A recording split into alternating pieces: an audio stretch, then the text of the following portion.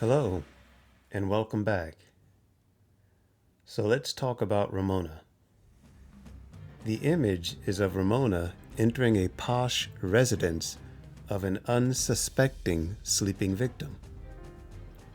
This is a terrible visage because if you have seen Ramona, she will pursue you next, as you are considered rude to have looked at her while awake. It is guaranteed that you will see Ramona in a dream the next time you sleep. She is a mind thief, stealing reason and replacing it with insanity. Ramona is a creature of means, and so she is always well dressed. She usually appears to her victims at the intersection of consciousness, just as you are dozing off. Ramona usually appears to folks in a series of disturbing dreams before she physically arrives in person. She does this so that the person cannot tell if they are asleep or awake when they lose their minds. Ramona will only prey on creatures when they are drowsy.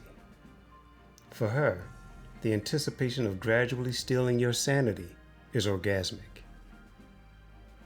Just what is she? Ramona is an immortal of the intermediate level.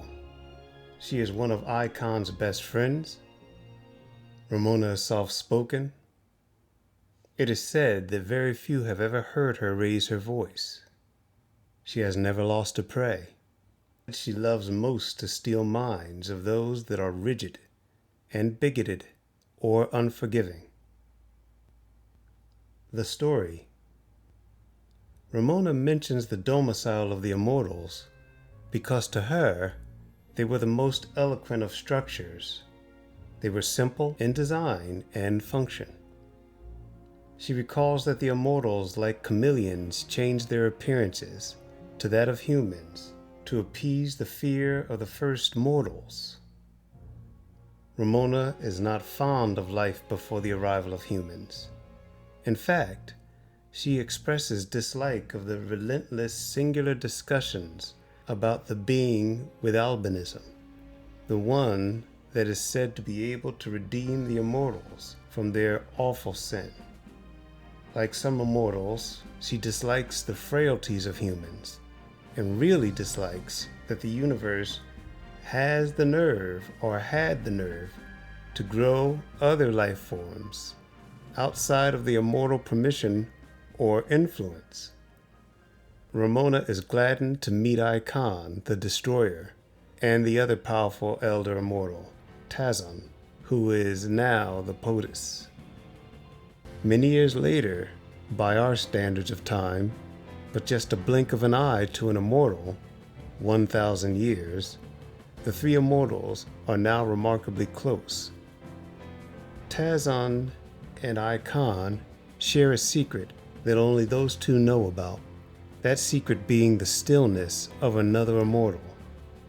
Remember, for immortals, it is forbidden to bring harm to life, especially another immortal.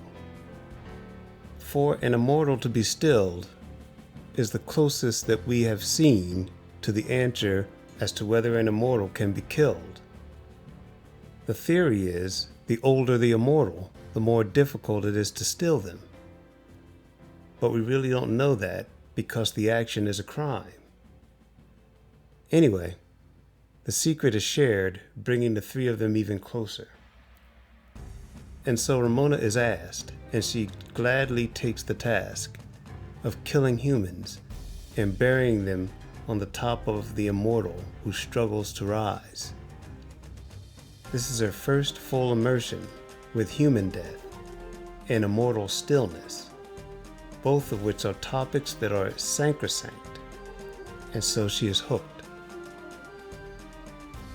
But as time moves on and bodies beyond count pile up, Ramona discovers that the sweetness to her is not the physical or spiritual death, it is a death of the mind.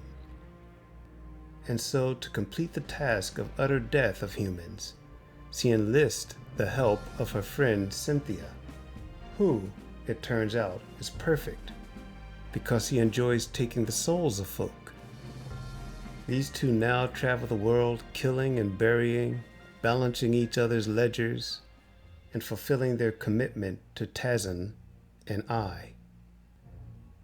The story ends morbidly, because by hearing it, the reader is most certainly in danger, as the revealed secret of these terrible deeds must remain a secret.